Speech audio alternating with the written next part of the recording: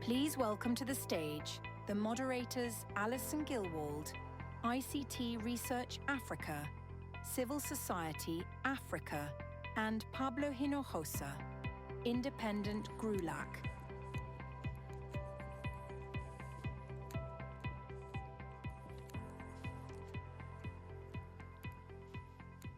Hello, welcome.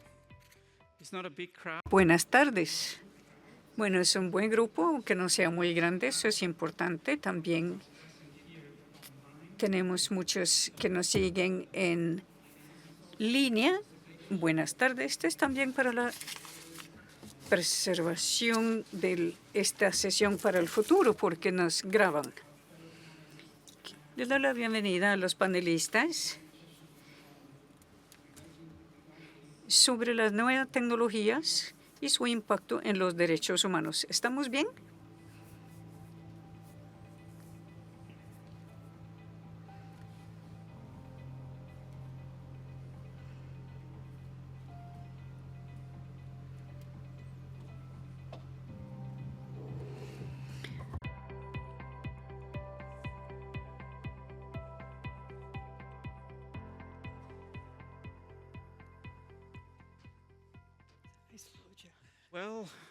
Pues bien, y aquí estamos. Tiempo de empezar.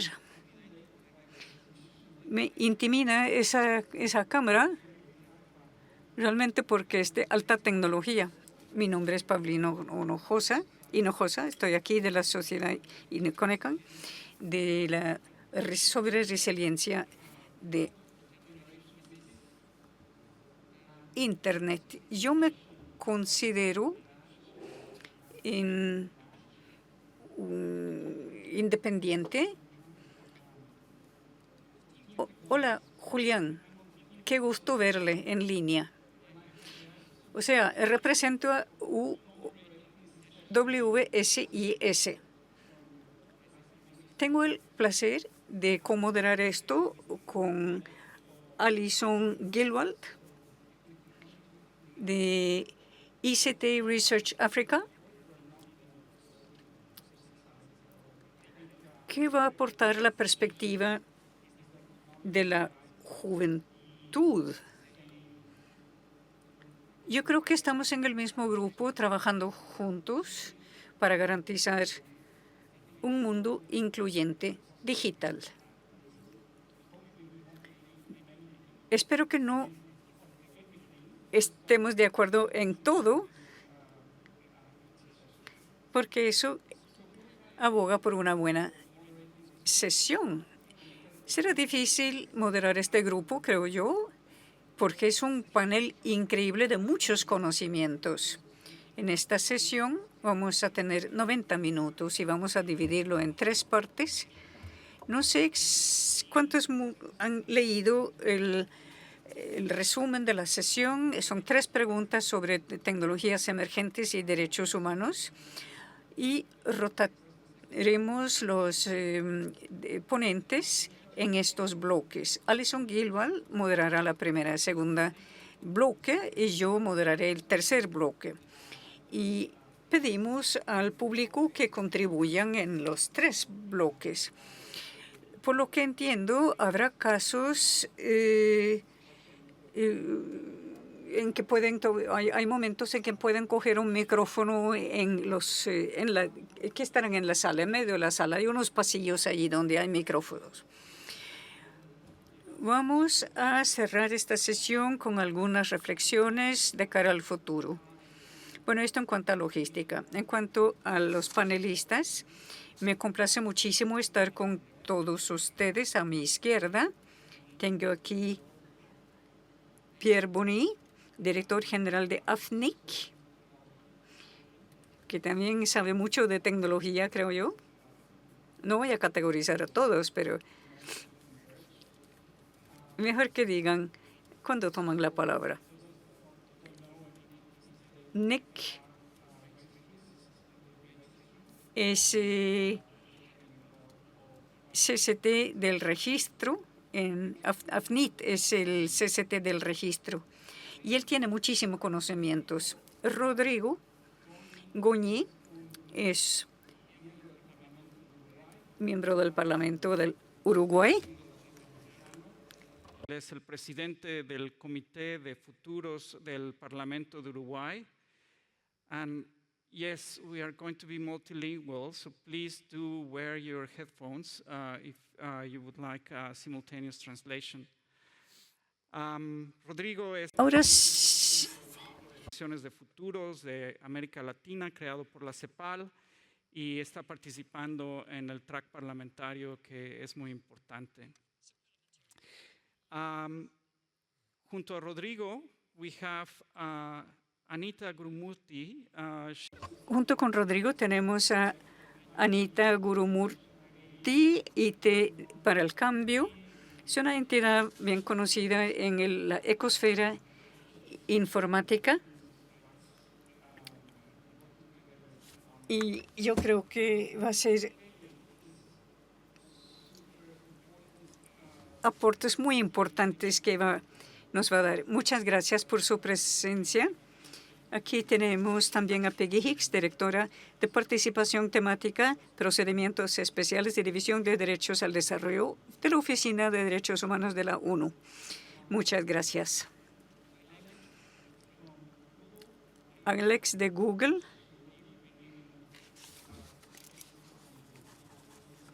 Ella nos aportará sus puntos de vista de la política global. Eso es importante en este contexto. Alexandra Walden. Julian, lo conocí, Teixeira, del Centro de AI, Política Digital, lo conocí en línea. En este proceso preparatorio, es un honor tenerle aquí. Usted ha ayudado mucho en los preparativos. ¿Está usted en Praga? Estoy en Praga, sí. Julian está en el centro de IA y está trabajando en su tesis doctoral. Es un gran placer tenerle aquí en línea. Este es el panel. No tenemos que introducir a todos cada vez que hablamos o cada vez que cambiamos de bloque. Pasemos de la logística a la sustancia. ¿De qué se trata esto, Alison? Muchas gracias. Muchísimas gracias al panel también.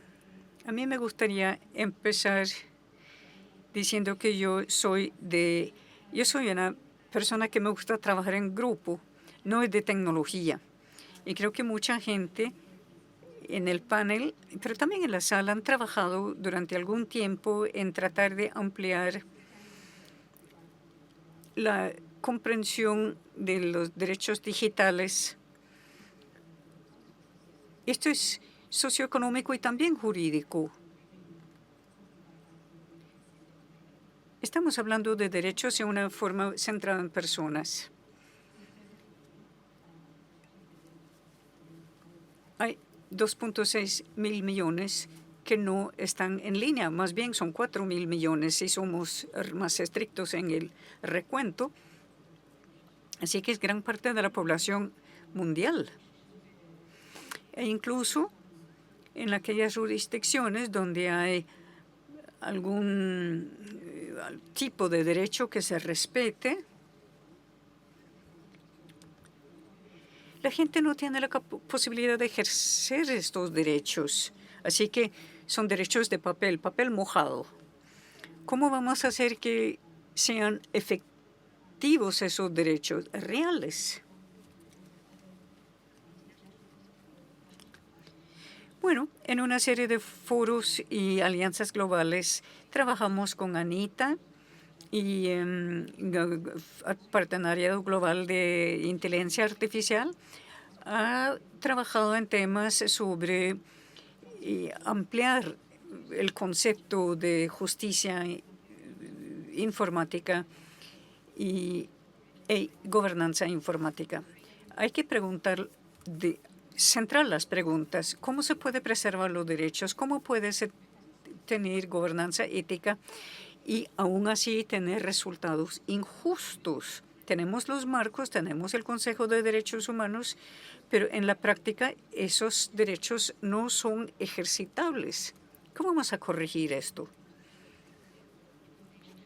Parte de la crítica ha sido que se centra uno en la importancia de la primera generación de derechos, los derechos fundamentales a la privacidad, a la expresión, acceso a información, etc. Son críticos esos derechos, pero no es de eso lo que vamos a hablar hoy. Es la inigualdad digital y inigualdad de derechos más fundamentalmente, porque yo pienso que para muchos de nosotros el acceso a Internet nos permite ejercer otros derechos en el mundo libre de contenido.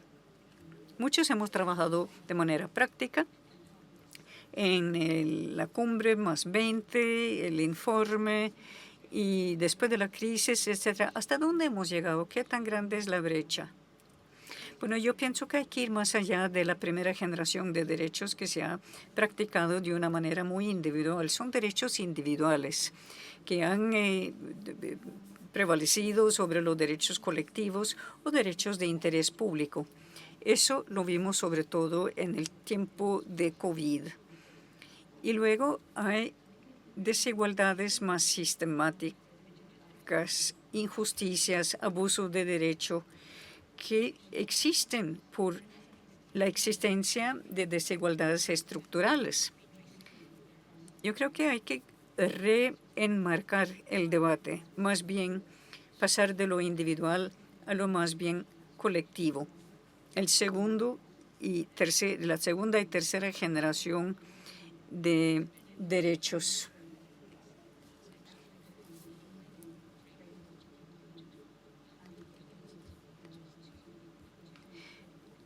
No solo es un marco para hacer cumplir los derechos, pero es el tipo de marco que nos permite gobernar las tecnologías para garantizar que la gente pueda ejercer sus derechos y disfrutar de las oportunidades económicas que ofrecen la economía y la sociedad digital.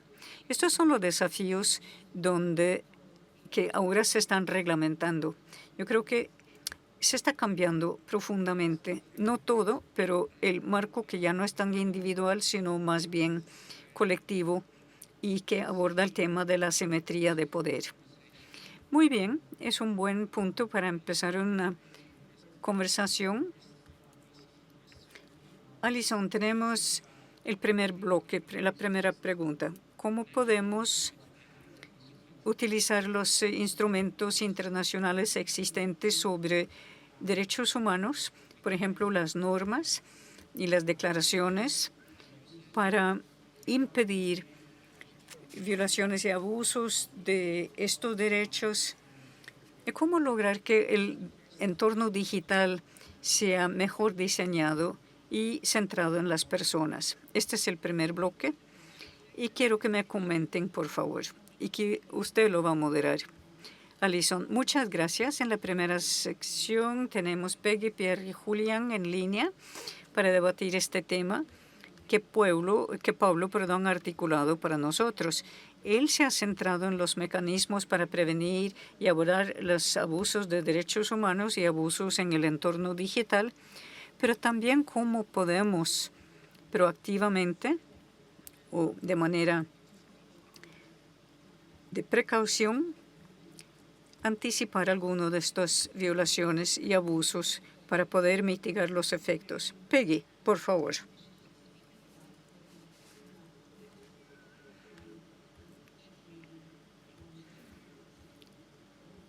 Usted está bien situada para hablar de esto.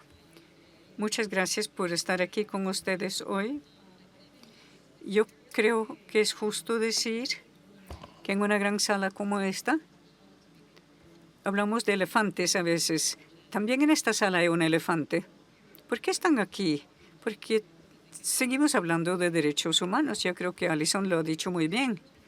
Hay una tensión sobre lo que significan los derechos humanos en el mundo digital Y los que han seguido este tema se han dado cuenta que en el año y medio recién pasado ha cambiado la conversación.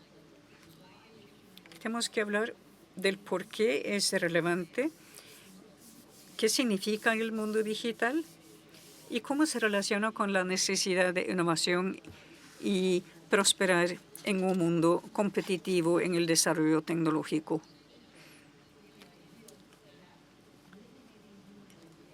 Para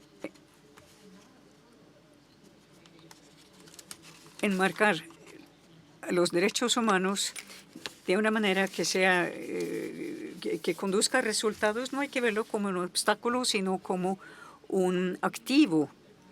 Da muchos avances para la gente. Esto se refiere a lo que ha dicho Alison. ¿Cómo vamos a garantizar que los beneficios de la tecnología alcance a todas las personas en todos sus derechos?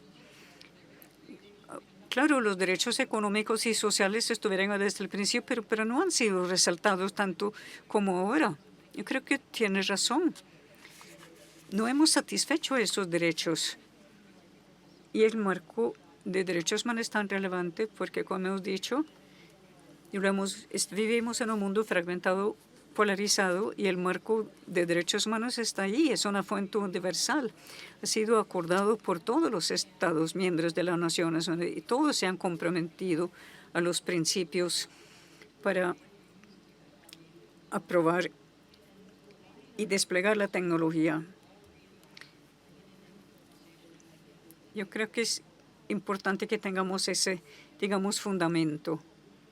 El principio de derechos humanos tiene que ayudarnos a definir qué es lo que tenemos que proteger, qué tenemos presión. ¿Por qué lo necesitamos?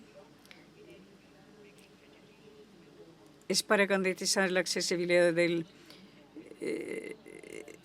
la educación, que esté realmente disponible a todo. Es para que todos podamos tener traducción en un evento como este.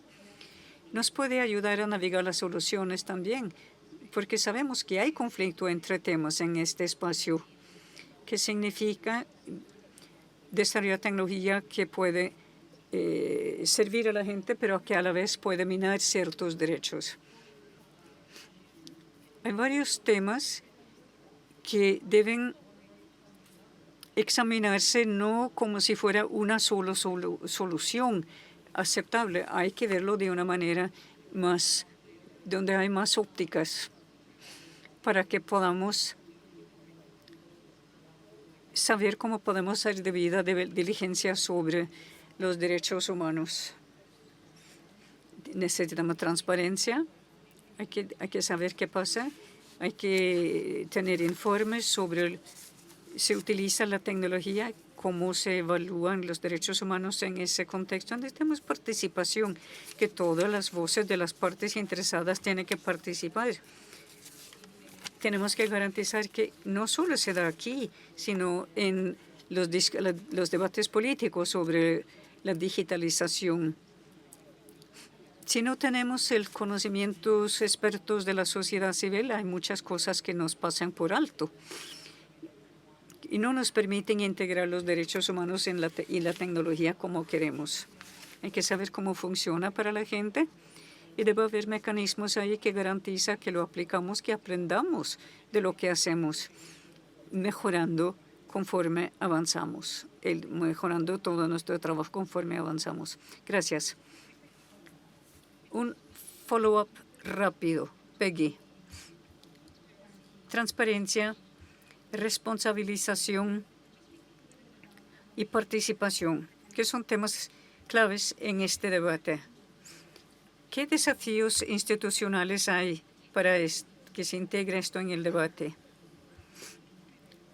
Y estos hilos que existen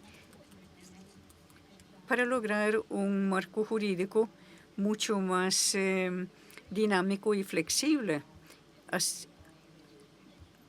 Porque eso es lo que necesitamos. Bueno, yo creo que el desafío más grande es la falta de igualdad y la discriminación en el espacio digital. Y yo hablé con alguien más este día, en la mañana, ¿cómo es que esto ocurre en tantos niveles? Sabemos que en los instrumentos que diseñamos estamos incluyendo incluso los prejuicios, porque sabemos que los juegos de datos que utilizamos también incluyen prejuicios. Y ese es el principio de la conversación. Estamos súper preocupados también de saber si la inversión en IA es bueno o no, que es solo comercial o si también puede dar valor a la gente que lo más lo necesita. El tercer nivel de desigualdad es sobre cómo garantizar que los beneficios de la tecnología digital llega a la gente que lo necesitan más, la gente vulnerable, marginalizado, por ejemplo. Y luego tenemos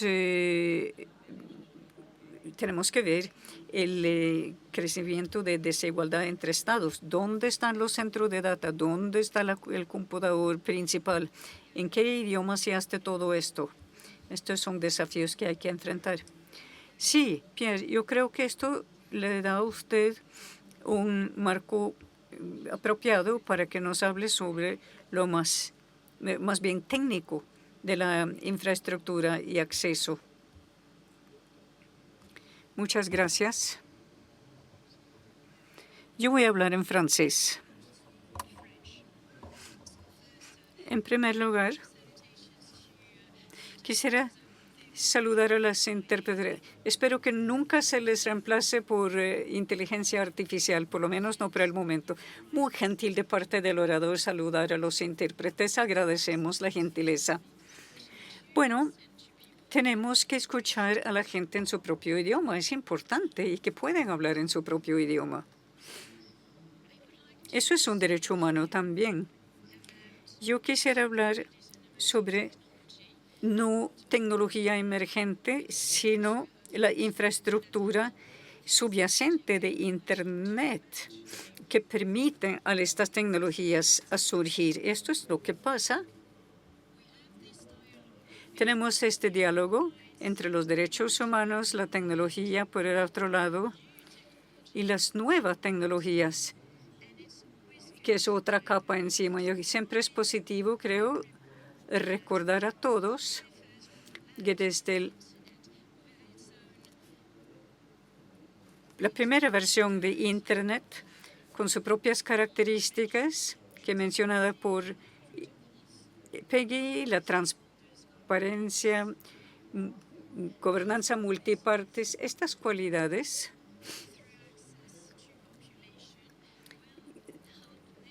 y el acceso de la población ayudará a la gente a ejercer sus derechos. Así que no es una panacea, pero el acceso al conocimiento, a la educación, al conocimiento de las leyes es importante. La capacidad de aprender nuevos conocimientos potencialmente se refuerza por la Internet. No es que Internet va a resolver todos nuestros problemas. No es solo cuestión de estar en línea y todos los problemas desaparecen, pero sí está claro que en los últimos 30 años el reforzamiento de estos derechos y la eficacia han sido mejorado y recibido un gran apoyo en Internet. Quisiera aclarar algo. Uno de los derechos que probablemente se viola con más frecuencia es el derecho de acceso a Internet. Miles de millones de personas no tienen acceso a la red. La red ofrece la posibilidad de hacer efectivos los derechos. Significa que parte de la población mundial está en una situación muy complicada. Hemos hablado de esta gente desde hace mucho tiempo. Entre más hablamos, más tiempo hablamos, lo más violento se vuelve. La experiencia es más violenta para esta gente porque se les excluye cada vez más. Algo que quisiera tocar brevemente. Otro argumento. La tecnología subyacente de la red tiene una buena cualidad, es neutral. Entre nuestro debate entre tecnología y derechos, hay que recordar que los actores de estas tecnologías, es decir, los que operan la tecnología, operan la infraestructura crítica, los que gestionan estas tecnologías, tienen que ser neutrales. Existe una tensión, esta necesidad de neutralidad respecto a los derechos humanos. Y entre estos dos hay que encontrar un camino medio.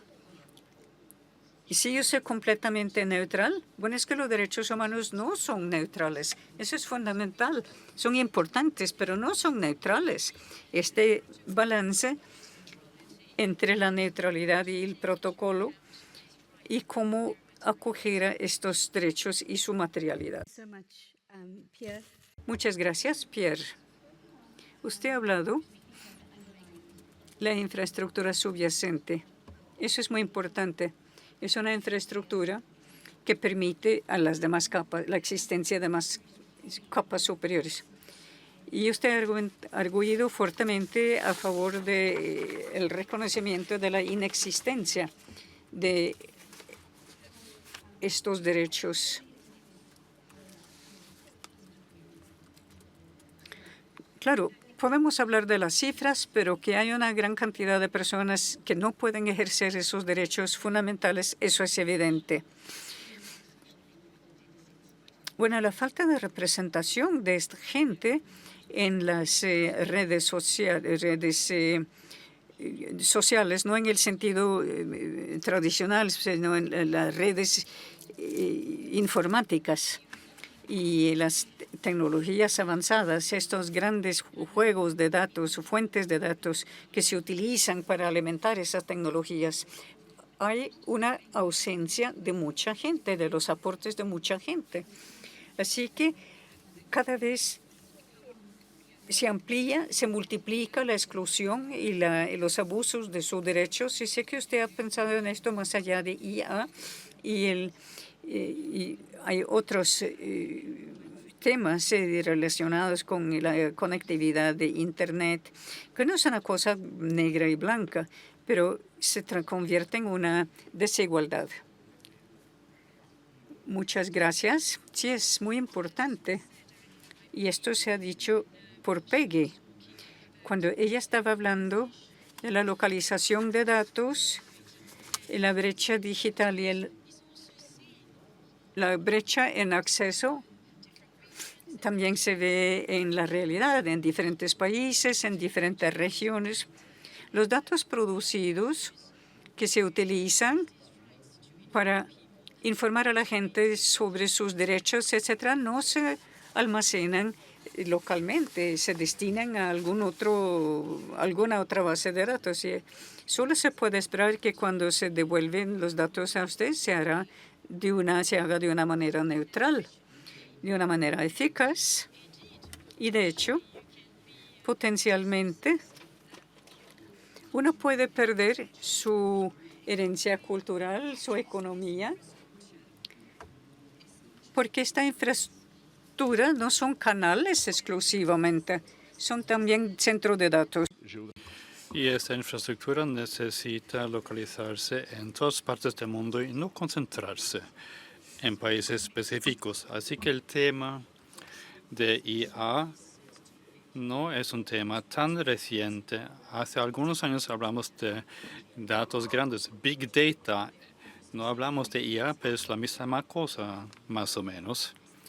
En los últimos 10 años hemos intentado contratar analistas de datos y si estás en un país donde no hay datos, no hace falta, no tiene sentido contratar a un analista de datos. Así que entras en un círculo vicioso. Es un problema que ha sido común en los últimos 25 años y las cosas están progresando, pero no hemos dejado este problema atrás. Y pues Internet y las nuevas tecnologías como IA, pues contribuyen cosas buenas, pero cuanto más lo hacen, más se abre la brecha digital. Es un escándalo. Muchísimas gracias. Esto nos lleva a Julian Y tú también has hablado de impactos, sobre todo en sistemas de IA. Y Pierre nos ha dado algunos datos importantes. Eso de cerrar la brecha. Pues tenemos algunas normas e implementaciones que afectan la posibilidad de preservar los derechos. Pues muchísimas gracias y gracias a los organizadores. Pues en el Centro de AI Política Digital, pues apoyamos los marcos internacionales sobre IA y gobernanza de IA. Y hay marcos, por ejemplo, recomendaciones y recomendaciones adoptadas por 194 Estados miembros de la UNESCO. Son recomendaciones en cuanto a éticas de IA. Y UNESCO también ha desarrollado ciertas herramientas para ayudar a los países a implementar dichas recomendaciones. Y se trata de metodologías de evaluación para hacer evaluaciones de sus marcos nacionales e ecosistemas. Y también tenemos herramientas de impacto ético que se puede implementar a lo largo de la vida del ciclo de IA. Y al centro de la política digital de IA, pues nosotros proponemos derechos de evaluación de impactos de IA.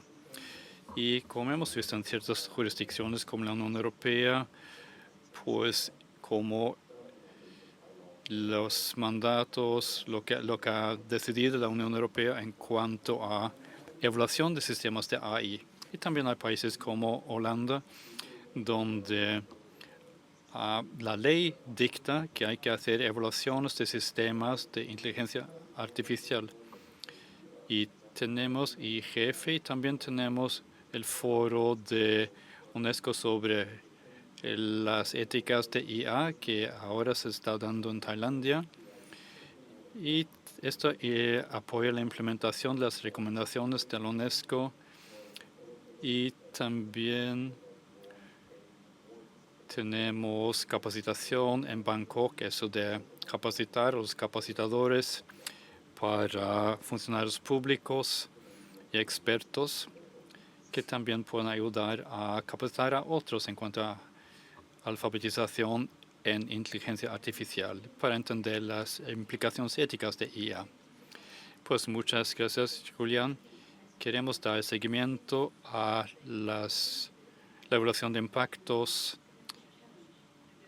y hay muchos retos. Todos sabemos lo que hace falta, sobre todo en países en vías de desarrollo, pero también se trata de cuál es la capacidad institucional y con esas nuevas tecnologías, pues tenemos los mismos retos, pero en cuanto a cómo tratar esto a nivel institucional, pues ¿qué vamos a hacer? UNESCO hace muchos esfuerzos para apoyar a diferentes países y hay países que se podrían clasificar como países en vías de desarrollo o de economías emergentes, países como Brasil y Kenia también. Así que quizás no es lo primero en que piensas cuando se piensa en IA, pero ellos tienen un interés en qué podría significar IA para sus países, para sus ciudadanos.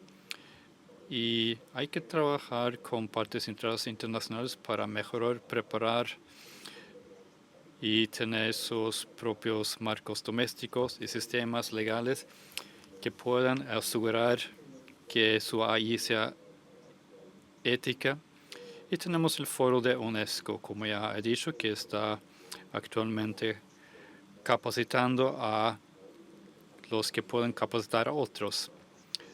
Y esto se hace en diferentes países, se va a hacer en los próximos 12 meses para funcionarios públicos. Y esta es una manera de capacitar. Construcción de capacidad se puede hacer de esta manera. y se pueda hacer de manera más sostenible. Muchísimas gracias. Eso es muy interesante.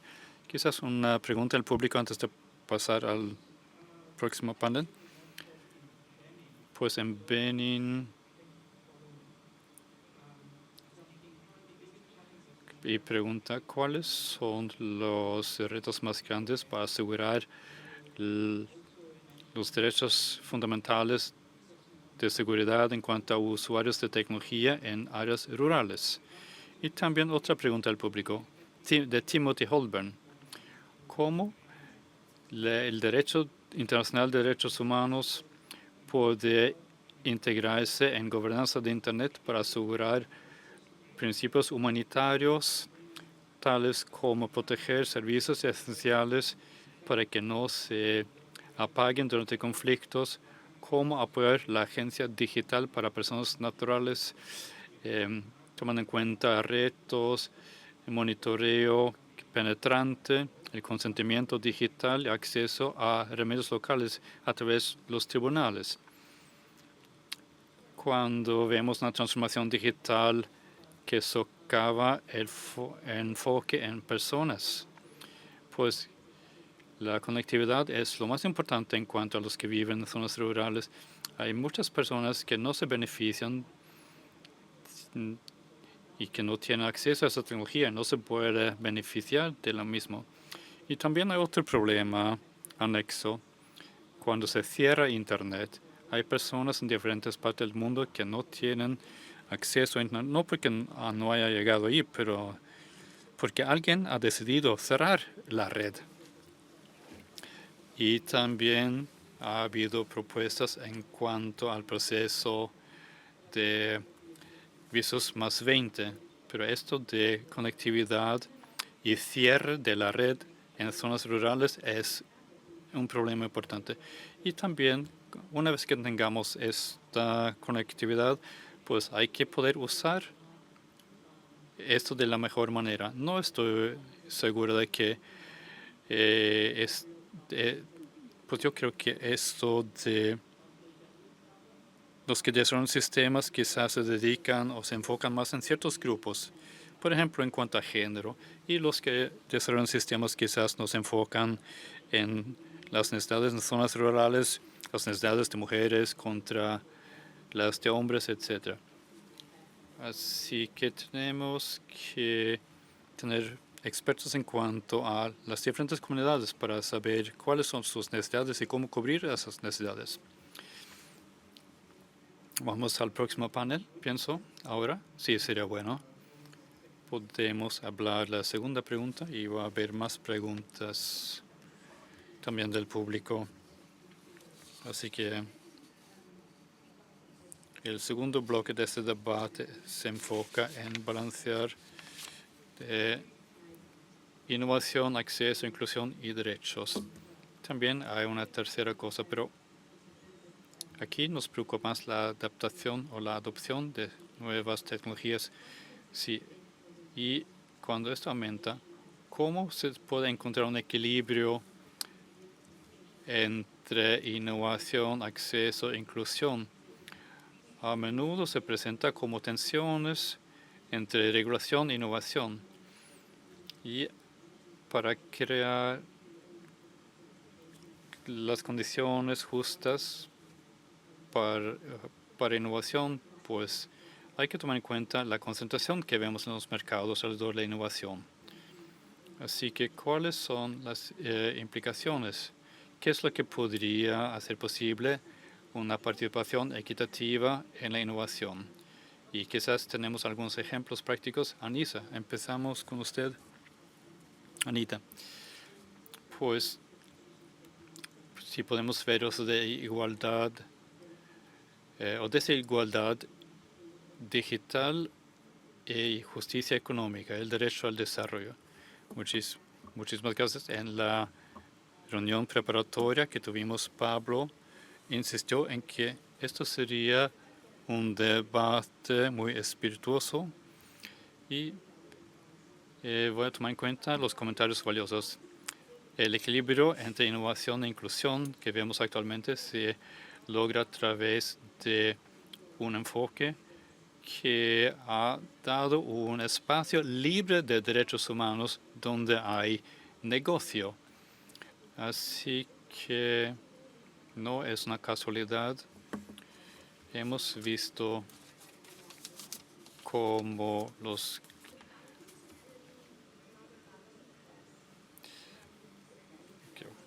pues Alison habló de que estamos por parte de la gente. Así que no encontramos el equilibrio aquí. El primer punto es que la tecnología, pues eso de predecir cómo va a ser la tecnología, pues llega a ser un ejercicio para hacerlo más fácil hacer negocios con un mínimo de externalidades negativas. Pues los académicos de la Unión Europea han mostrado cómo la Directiva de Protección de Datos Personales hace un equilibrio entre privacidad y los datos, el mercado de datos. Pero tenemos la ley de servicios digitales y no es así que no es que no conozcamos el problema. Sabemos que se hace publicidad en base a acceso a datos y así que conocemos los riesgos. Así que el daño social y la injusticia es parte de la innovación actual y no se reconoce. Y como sociedad civil, como burocracias que nos preocupamos, pues como tecnólogos éticos hemos mirado las pruebas de lo que está pasando. Estamos simplemente intentando manejar las cosas, haciendo pequeños cambios, pero tenemos que contestar la pregunta, ¿cómo podemos tener derechos de datos que pueda fomentar la innovación social y dar nuevas oportunidades sociales? Segundo punto, el impulso para la innovación es casi solamente a favor de capturar mercados. Eso quiere decir que las empresas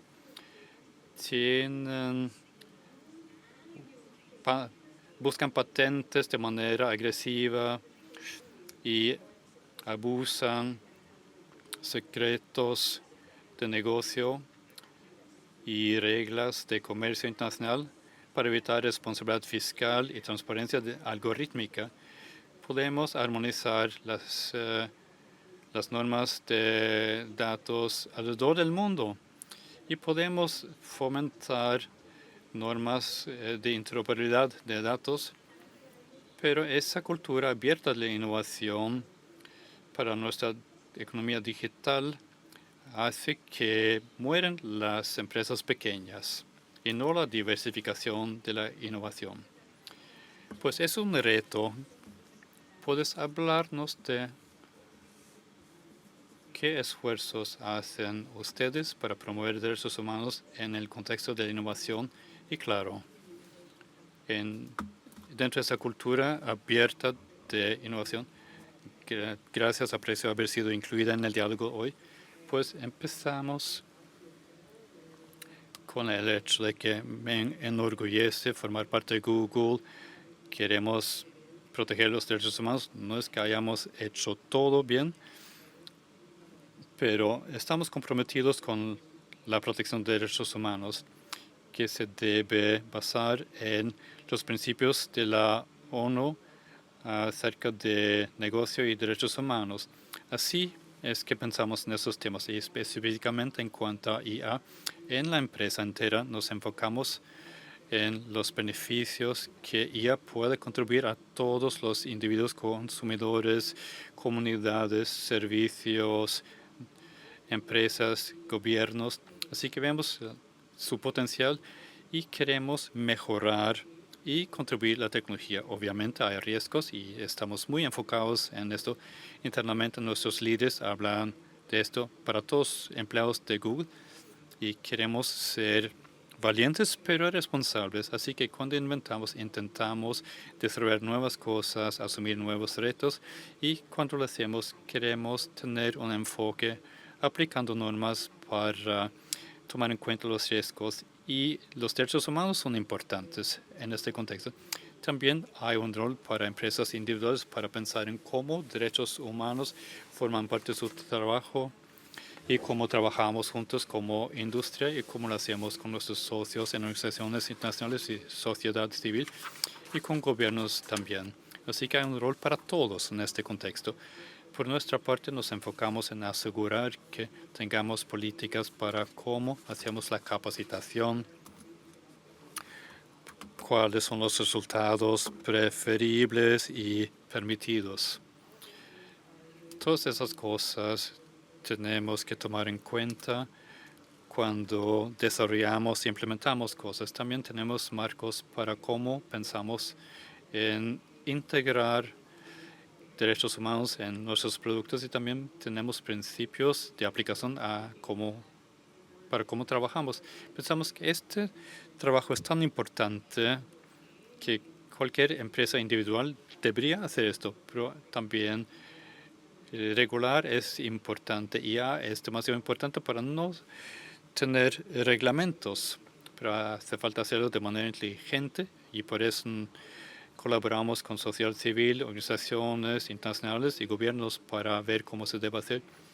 Y tenemos normas preexistentes de los principios de la ONU y también miramos lo que pasa dentro de la OCDE y cómo eso debe formar una base para introducir reglamentos. Las cosas van muy rápido. Yo pienso que no estamos reinventando la rueda otra vez, pero tomamos los marcos existentes para ver cómo se puede integrar en lo que estamos haciendo para crear igualdad de reglas del juego. Es importante para la industria y los derechos humanos deben formar parte de esto. Y cualquier empresa que no dice explícitamente que estén comprometidos con los principios de la ONU no pueden decir que son responsables en su desarrollo de inteligencia artificial. Muchísimas gracias, Alex. Pues en cuanto a Google, pues usted dice que están conscientes de los riesgos y que implementan ciertas políticas. ¿Cuál sería el riesgo más grande y cómo se puede mitigar ese riesgo? ¿Cómo lo hacen con estos marcos de entrenamiento? Como un ejemplo. Y usted dijo que regular la industria es importante. ¿Cuál es el tema más importante que debe regularse? Claro que sí. Un ejemplo que voy a compartir con ustedes en cuanto a los riesgos, obviamente tiene que ver con cosas como deepfake, eso de esas copias avanzadas. Estamos preocupados y muchos miembros de la sociedad civil, gobiernos y otros están preocupados en cuanto a deepfakes. Y hacemos unas pocas cosas cuando pensamos en cómo la tecnología se integra en nuestra tecnología, cómo podemos hacer o etiquetar las cosas para que nuestros usuarios puedan ver qué es esto. Y los que crean contenidos deben indicar dónde ha habido manipulación de IA o uso de IA en su producto, en su contenido, para que la gente entienda lo que están mirando. Obviamente esto presenta un montón de retos, pero pensamos cómo podemos ayudar a la gente cuando se involucran con diferentes contenidos. Otro ejemplo es en Google Cloud. Hemos creado lo que llamamos SynthID, es como para poner una marca de agua para identificar el contenido, para que se sepa de dónde viene. Es otra manera para hacer que la gente pueda entender cuál es contenido auténtico, de dónde viene el contenido. Eso hacemos con nuestros propios productos y también hacemos lo mismo en cooperación con colegas de la industria y la sociedad civil en nuestro partenariado en cuanto a IA y C2PA. Y estamos pensando en protocolos en cuanto a esto. Así que tenemos eso de los retos de IA en nuestros propios productos y también en la industria entera. En cuanto a regulación, hay varias cosas que tomamos en cuenta cuando pensamos que podría ser útil en cuanto a tanto preservar la posibilidad de innovar, mientras al mismo tiempo asegurando que mantengamos normas en cuanto a derechos humanos. En particular, hay que garantizar que tengamos un marco basado en riesgos proporcionales, pues cuáles podrían ser los riesgos actuales y potenciales o probables. Pues yo pienso que tener mucha regulación al principio sería dañino para la innovación y no creo que nos ayudaría con los problemas. También hay que diferenciar entre tipos de actores. Las regulaciones deben decir cuáles son las responsabilidades respectivas de los que desarrollan, los que despliegan y el usuario final.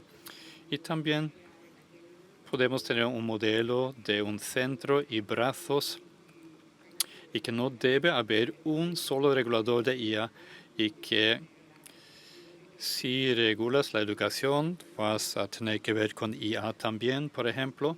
Así que tiene que haber capacitación entre todo tipo de reguladores, no solamente un solo enfoque en una sola agencia. Y también interoperabilidad cuando los diferentes países regulan, pues las empresas multinacionales operan por todas partes y hay que asegurar de que haya un alineamiento en cuanto a los reglamentos en diferentes lugares y tiene que beneficiarse de lo que ya existe y los principios directrices de ONU en cuanto a derechos humanos. A veces parece que hay empresas que están eligiendo ciertos puntos simplemente de esas directrices de la ONU y quizás tenemos expertos de derechos humanos y nosotros también y entonces llega a ser como complicado operacionalizar esos reglamentos.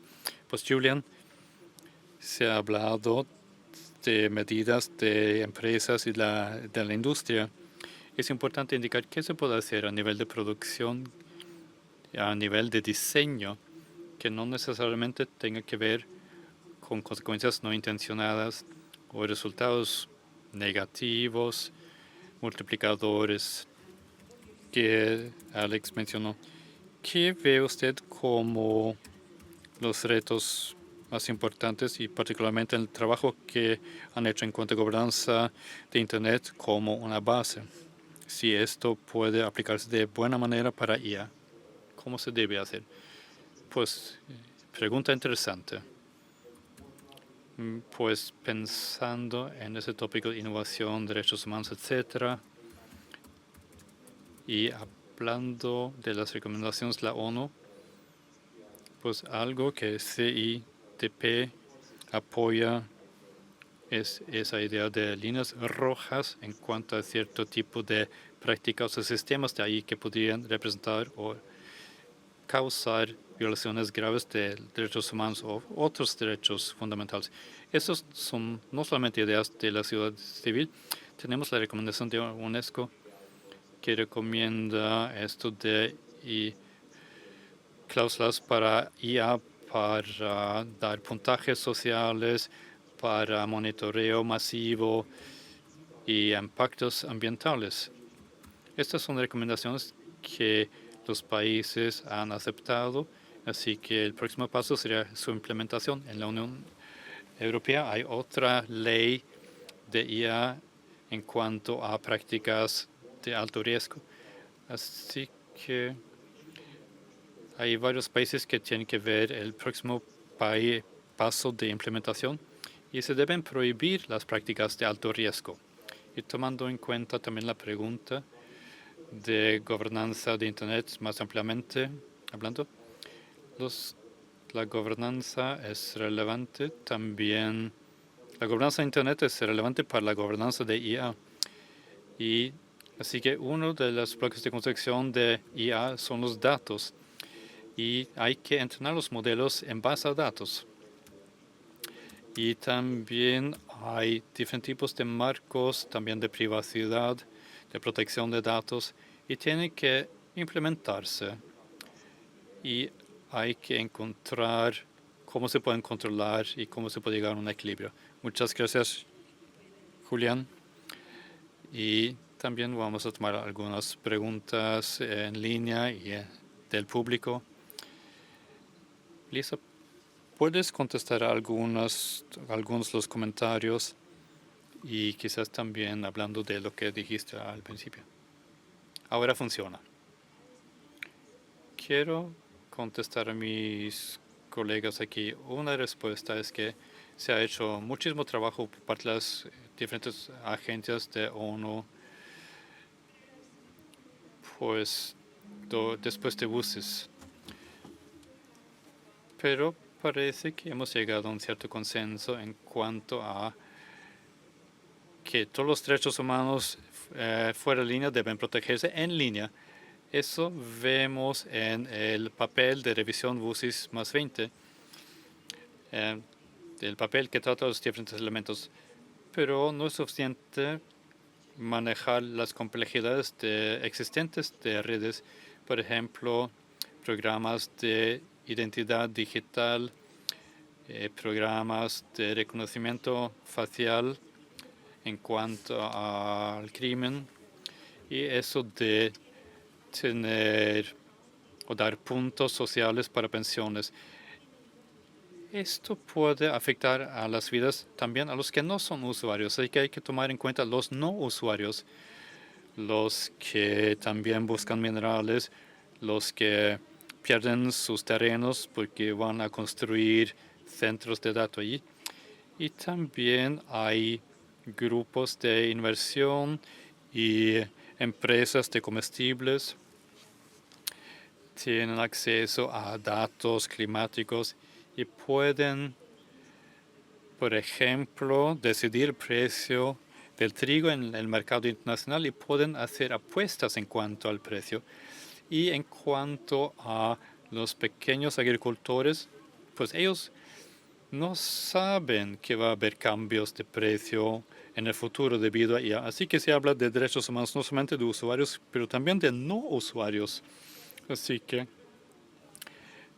tenemos que ver estos nuevos programas y hay una nueva reorganización social por parte de tecnología.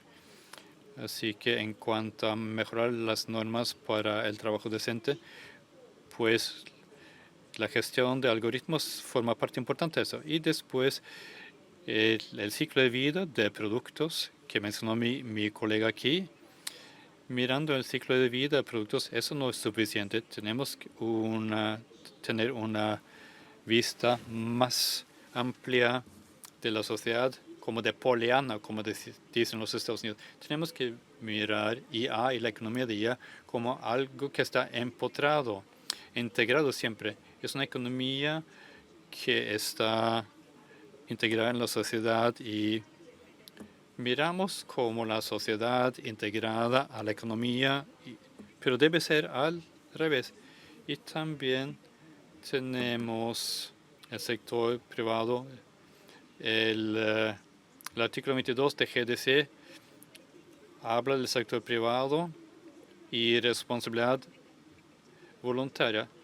Pero si queremos movernos de extravitismo de datos a economías de conocimiento equitativas y sociedades pluralistas en cuanto a conocimientos, hace falta hacer otras cosas.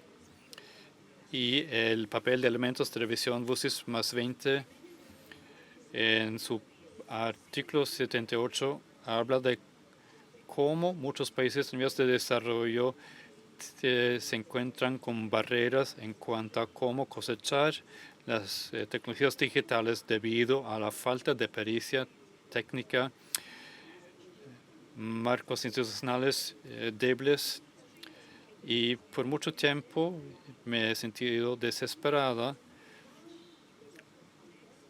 porque esas restricciones emergen en un cierto contexto debido al contexto. No son históricas,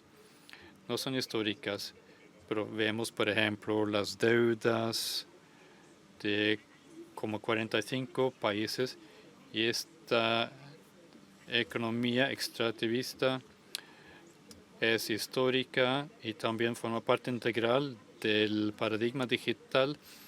Así que al fin y al cabo se trata de tener valentía internacional, no solamente la voluntad política. para remover esas restricciones, aun cuando se está haciendo capacitación, y pienso que todos los gobiernos necesitan construir capacitación. Estas son restricciones producidas y eso hay que tomarlo en cuenta. Muchas gracias. There are 2 microphones and I barely can see you, so please. Bueno, hay 2 micrófonos en la sala. Yo casi no puedo verles, así que... Bueno, muchas gracias. Yo voy a hablar en español. Espere un segundo. En relación a lo que estaban hablando de legislación o regulación y esta tensión que existe entre la innovación y bueno, el respeto hacia los derechos humanos, una de las cosas me parece un poco gracioso que las empresas tengan que tener una parte especial de derechos humanos. Es algo que es bastante obvio, que todos tenemos que respetar. Incluso hay leyes que penan las violaciones a los derechos humanos. Pero sacando eso de lado, quería saber, ya que tenemos un parlamentario, un poco cuál es la visión, cómo lo ven, cómo se está haciendo, por ejemplo, en Latinoamérica. Gracias. Gracias. Thank you. My name is Christian. Muchas gracias. Yo soy Cristian, fácil amigo. Soy de la República Democrática del Congo. Mi pregunta se refiere a los recursos renovables. Cobalto, como saben, se mina en mi país por niños. Trabajo infantil. Así que, ¿cómo se puede aplicar el principio de precaución a las cadenas de suministro antes de llamar a este mineral verde? Segundo, ¿cómo el principio de precaución dicta cadenas de suministro y su auditoría ética? Bueno, muchas gracias. Muy bien, muchas gracias. Yo soy Mallory Nodel. Yo tengo muchos años de experiencias en la gobernanza en muchas entidades de normalización. Acabo de entender el rol de los reglamentos en ayudar a la aplicación de lo que para otros es obvio, los derechos humanos, por ejemplo, pero las normas, los estándares juegan un papel importante. Así que yo quisiera saber qué piensan ustedes. Es un tema que no emergente, yo pienso, porque he trabajado en él desde hace más de 10 años, pero reforzar la idea de que la gobernanza de Internet es un desarrollo tecnológico especial en una... cómo el enfoque multiactor puede alinearse con un reglamento que realmente obligue a la implementación de buenas normas, sobre todo de derechos humanos. Muy bien, gracias, Mallory. Agustina, vamos a empezar para el tercer bloque. Gracias, Cristian. No sé si alguien quiere responder a esa pregunta. Y Julian, claro, también. Y Mallory. Es una pregunta muy importante sobre los protocolos y los debates. Esto también ha sido parte de la conversación. Y Tim, también yo sé que está en Australia. Nos sigue en un horario muy extraño para él. No podemos leer todo lo que han escrito, pero por favor, súmase en línea para que vean sus comentarios. Están colgados. Anita, no sé si usted quiere empezar. Primero, el principio de precaución. Sé que hay otros aquí que saben más sobre esto, pero a mí me gustaría suscribirme a lo que ha dicho y decir que las implicaciones más amplias de una ética intergeneracional también implica el bienestar planetario, y esto debería implementarse en la forma en que vemos los sistemas de IA. O sea, las cadenas de valor son importantes. Tenemos en la Unión Europea, por ejemplo, pero esto es desde una percepción muy limitada del daño. Hay que ir más allá del proyecto para entender a la gente, la justicia intergeneración y las fronteras planetarias. Y luego, Mallory. Es importante, si lo he entendido correctamente, es sumamente importante integrar los valores progresistas de la comunidad tecnológica sobre, por ejemplo, transparencia, integrarla en la reglamentación, pero con precaución. No hay que sobrevalorar la interoperabilidad ni demonizar la fragmentación, porque ahora recuerdo lo que ha dicho el presidente Trump con su Big Beautiful Bill. Él quería interoperabilidad. Yo creo que es difícil integrar esos valores tecnológicos muy importantes en la legislación futura en una manera muy específica al contexto, porque los valores técnicos hay que situarlos en un contexto, porque también hay principios constitucionales, por ejemplo, que hay que tomar en cuenta. I just want to add in on the Cadenas de suministro en la República del Congo. Valoro los comentarios de Anita sobre el marco más amplio, pero quiero subrayar que hay instrumentos que podrían cambiar profundamente la situación si fueran implementados. Y la realidad es que hay que crear los incentivos y desincentivos correctos a las empresas para que hagan el estudio de riesgos para darse cuenta o saber a ciencia cierta si se usa o no trabajo infantil. Ahora hay algunos instrumentos obligatorios sobre debida diligencia, como SDD en la Unión Europea, por ejemplo. Pero no hay que quedarse solo en los usuarios y los proveedores, sino hay que ver el mundo digital en su totalidad, porque la realidad, si hacemos lo que dice Alexis, si lo dejamos en manos de cada una de las empresas, creamos un entorno que se presta sumamente bien a la explotación y que todos entreguen lo que quieran. Algunas empresas se comprometerán hasta cierto punto y estarán en una desventaja competitiva. Así que necesitamos a los gobiernos a bordo y los instrumentos legislativos. Necesitamos más de esto, creo yo.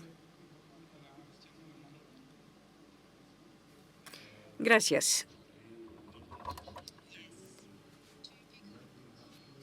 Pierre. Sí, para retomar lo de la integración, de los estándares, el desarrollo en este sentido, que son temas relacionados con los derechos humanos. A lo mejor le estoy provocando, pero en AFNIC estamos parte de la comunidad tecnológica y no nos gusta ser demasiado contundentes. Como una comunidad tecnológica, no está en nuestro poder determinar cómo proteger los derechos humanos. No es nuestro papel, no es nuestra responsabilidad, nuestra competencia tampoco, no lo tenemos. Tenemos muchos ejemplos con UTF y hemos visto varios ejemplos de lo que funciona. RFC, la República, por ejemplo, PCF y la prensa. Y hemos visto prejuicios que realmente son inexplicables y la gente ha tenido la mejor voluntad del mundo, pero aún así hay un sesgo en el sistema que no se explica. ¿No? ¿Quién ha dicho que era así? Alguien votó quizá en el momento en que tuvieron problemas con los intermediarios y quizá por eso. Y se acabó con un estándar que no sirve mucho. Es muy difícil, muy peligroso. Yo no digo que la tecnología es tan neutral que no debe abordar temas fundamentales como los derechos humanos, pero pensemos por un momento que podríamos garantizar esos derechos por medio de protocolos y estándares. Yo creo que es desear más que pensar. Y si uno no quiere conversaciones difíciles o la valoración de la tecnología, ¿qué tipo de impacto negativo podrían tener? ¿Cómo podemos retroceder en el tiempo y tratar de limitar y restringir estos efectos nocivos? No podemos diseñar desde el principio, lograr un diseño que resuelve todos los problemas. Es una solución tecnológica que no funciona. Siempre ha sido así. Avanzar un poco y regreso a la pregunta de Agustina, que tiene mucho que ver con la parte regulatoria y de creación de políticas, también legislativa. Y en ese sentido sería muy apropiado darle la palabra a Rodrigo. Me gustaría si pudieras abundar un poco sobre el trabajo legislativo, que también es un trabajo, bueno, ¿es preliminar o es después? A veces viene la innovación primero, después la tecnología y después la gobernanza. ¿Es posible algo contrario o qué piensas? Está bueno porque hasta antes de la revolución, esta última tecnológica, lo que hacíamos los parlamentos era, luego de que estaban todos los problemas arriba de la mesa y estaban como más consolidados esos problemas, el Parlamento actuaba. Históricamente los parlamentos lo que hacíamos era esperar que las conductas, los problemas estuvieran bien definidos. Recién ahí los parlamentos podían ocuparse del problema y de la corrección. Lo que ocurre es que ahora este contexto de cambio permanente, profundo, disruptivo, nos lleva a que eso no lo podemos hacer más así. Si los parlamentos queremos seguir teniendo un rol protagónico en la defensa de los derechos humanos, que con las dos caras, ¿verdad? Con la protección, que es un deber ineludible de los parlamentos, bien decían nuestros compañeros de panel, no es que Google no se preocupe, pero Google, su función principal está en desarrollar la tecnología, cada uno tiene su rol. El rol ineludible del Parlamento es cuidar los derechos humanos. Cuidar los derechos humanos es cuidar contra un daño, pero también en propiciar que se puedan usufructuar.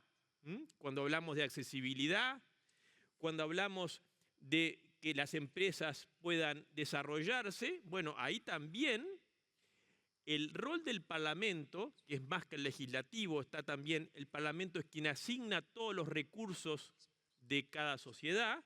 Entonces, si hablamos de alfabetización, es el Parlamento. Si realmente queremos expandir las capacidades tecnológicas para que todos realmente puedan desarrollar esta tecnología, bueno, hay un primer empujón para mucha gente que tiene que hacer el Parlamento.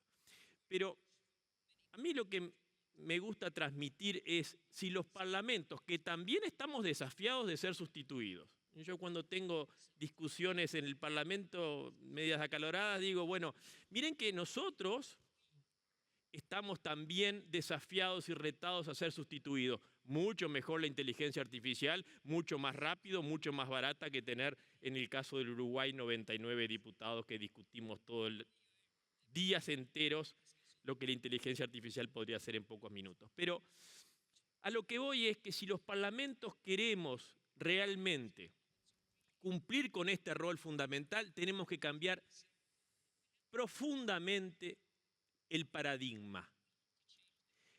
El paradigma parlamentario tiene que mudar hacia, desde lo reactivo, como decía al comienzo, a lo anticipatorio.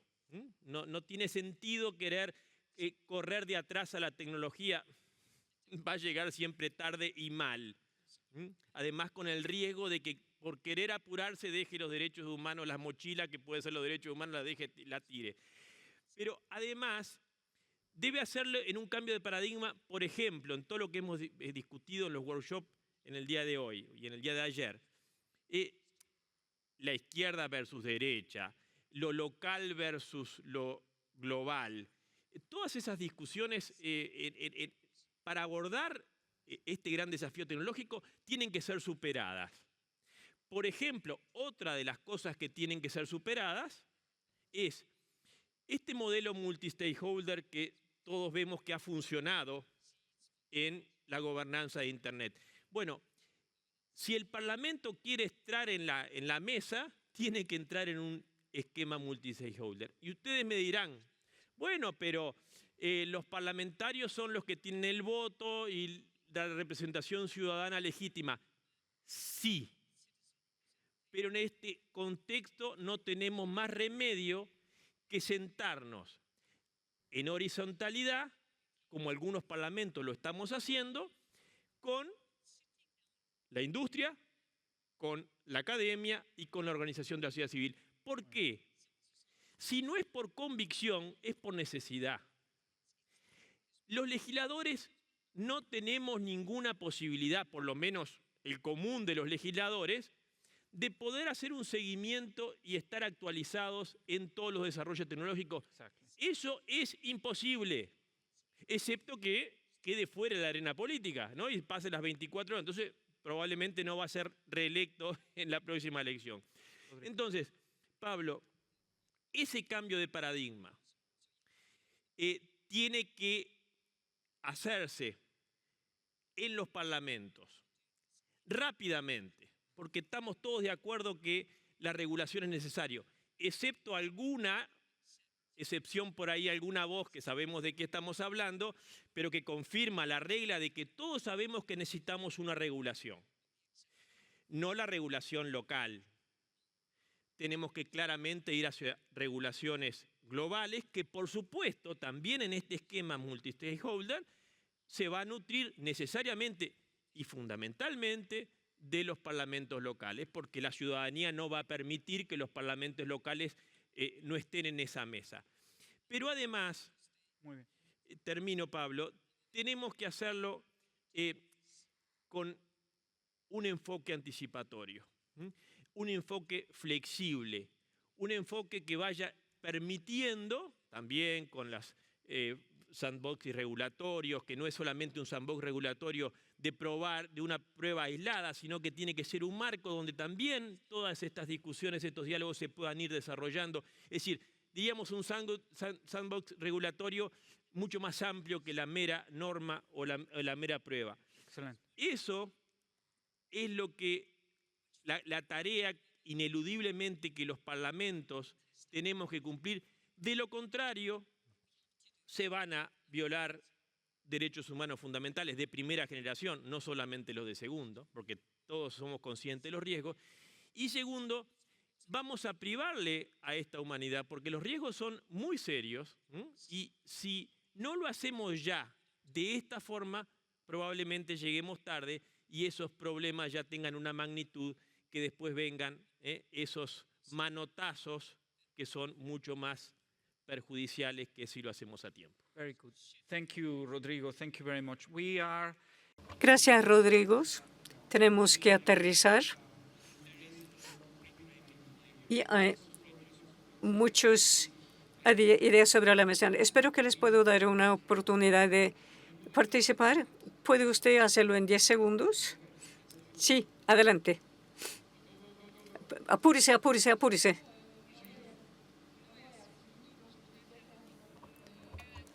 I would like to contribute with the following about the neutrality sobre la neutralidad. Quiero hacer una contribución sobre la neutralidad de Internet, porque la cuestión de la neutralidad es diferente. Yo soy de Senegal.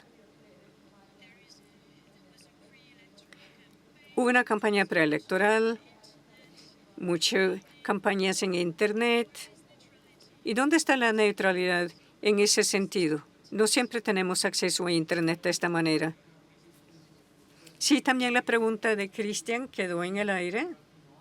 Tenemos que aterrizar. Voy a empezar con Alex y luego Julián, Anita. Y esperamos que también podamos escuchar a los demás también para que suplementen lo que se ha dicho.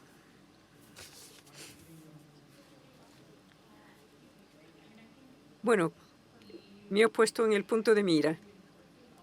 Yo creo que lo que ha dicho refuerza lo que nosotros en las empresas tenemos que hacer, es interactuar con la sociedad civil en las organizaciones internacionales o legisladores a nivel nacional y local para garantizar que tengamos un enfoque apropiado y que no sea una tensión, sino un trabajo fructífero. Julián, no sé, ¿quiere usted abordar alguno de los temas planteados de Cristian, por ejemplo? Y la persona de Senegal. Pues sí, las preguntas. Voy a hablar en mi capacidad personal, no como CIDP. Así que personalmente simpatizo con lo que se ha planteado en cuanto a las preocupaciones sistémicas. Hay que pensar y reflexionar sobre esas preocupaciones y estos desafíos.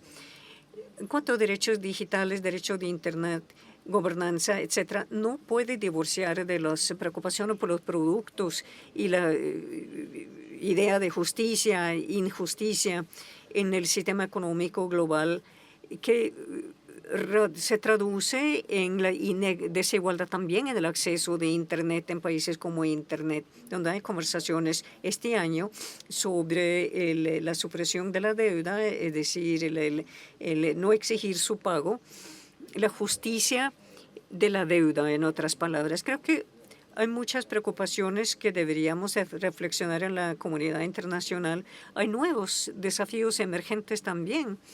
Pero sobre todo lo de la deuda es un tema preocupante. Muchas gracias, Julián. Para añadir a la complejidad, Lagford está en línea, la señora Lagford. Ella dice que la cooperación internacional, la ayuda, se ha reducido dramáticamente. Es otra parte de lo que necesitamos comprender. ¿Cómo afecta la justicia internacional en el sur global? Elaine Ford. Anita, muchas gracias. Yo quisiera señalar 4 argumentos. Una cosa que ya sabemos, no necesitamos modelos que sean universales. Sabemos que los modelos universales pueden ser totalizadores y subversivos a la diversidad. Así que la aplicación de IA puede reforzar la autonomía si las autoridades, las comunidades locales están al centro. Actualmente no es así. Así que hay 2 conclusiones. La gobernanza de interés público no solo es sobre mitigar los daños, también es para responder positivamente a las necesidades de la sociedad y el nuevo paradigma que usted mencionó para la justicia intergeneracional. Luego, gobernanza de interés público tiene que respetar lo que ha dicho Pablo, el espíritu de solidaridad internacional. Y se ha hablado del principio precautorio que proviene del derecho medioambiental, pero aquí también es aplicable. Por ejemplo, desinformación. Si uno desinforma, debería pagar. Es el mismo principio. El que contamina debe pagar. Es una especie de contaminación. El tercer punto es que necesitamos interés público, gobernanza en IA para reconocer lo que he dicho sobre cómo los sesgos pueden integrarse sin que lo demos cuenta, incluso en las normas políticas. Y la biopiracia, o piratería, biopiratería. Mi otro argumento es que no debería haber un antagonismo entre la gobernanza pública y las alternativas ofrecidas por el público. Bueno, ya no tenemos más tiempo. Yo sé que aquí hay que acabar en punto. Alison, hemos cubierto mucho terreno. No hemos resuelto todos los temas o las preguntas que se nos han planteado, pero más bien nos quedamos con más preguntas que respuestas, ¿no? Muchas gracias, Pablo. Es una gran tarea que me ha dado tratar de resumir esto. Vemos muchos aspectos interesantes en el desarrollo de este debate. Hay muchos temas críticos, sobre todo el principio de precaución, que ha sido evidente en los debates tecnológicos durante muchos años. La velocidad con que uno interviene para mitigar el daño sin prevenir o impedir la innovación, ¿cómo se hace esto? Es una tensión también. Pero incluso esta conversación la tuvimos hace 5 años en una IGF. Pero el desarrollo ha sido tan rápido y el daño potencial tan grande y las desigualdades, la brecha ha sido tan grande que creo que en este Parlamento que hemos tenido aquí, en esta conversación, tenemos que protegernos. Sí, he hablado, por ejemplo, de el mineral, la actividad minera extractiva, la explotación del trabajo. Es un trabajo traumatizante. La OIT ha trabajado mucho en el trabajo decente, pero lo importante es que aquí se ha hablado de capacitar para la coparticipación en pie de igualdad. Eso no solo es mitigar el daño, es para garantizar el acceso que realmente sea pública a los datos, que pueden ser datos propietarios, sí, pero conllevan a la violación de derechos individuales. Es un reconocimiento que el modelo autorregulatorio que hemos tenido hasta la fecha ha fracasado. Hay mucho que tenemos que hacer a nivel regional y nacional. La Unión Europea ha empezado, pero este trabajo es altamente centralizado por el momento. Y las empresas globales que dominan este sector no pueden resolver esto. Tenemos que enfrentar su centralización de una manera que realmente refleje las voces de la visión y los puntos de vista del Global Sur y de todas las partes interesadas, porque se ha hecho algún trabajo a nivel global, pero por lo general ha sido o multilateral a alto nivel de gobierno, sin la participación de las otras partes interesadas. Yo creo que tenemos que dejarlo ahí. Sí, ha sido un gran placer. Muchas gracias por ceñirse al tiempo a todos los oradores y en la próxima década estaremos en línea siguiendo el debate y muchas gracias.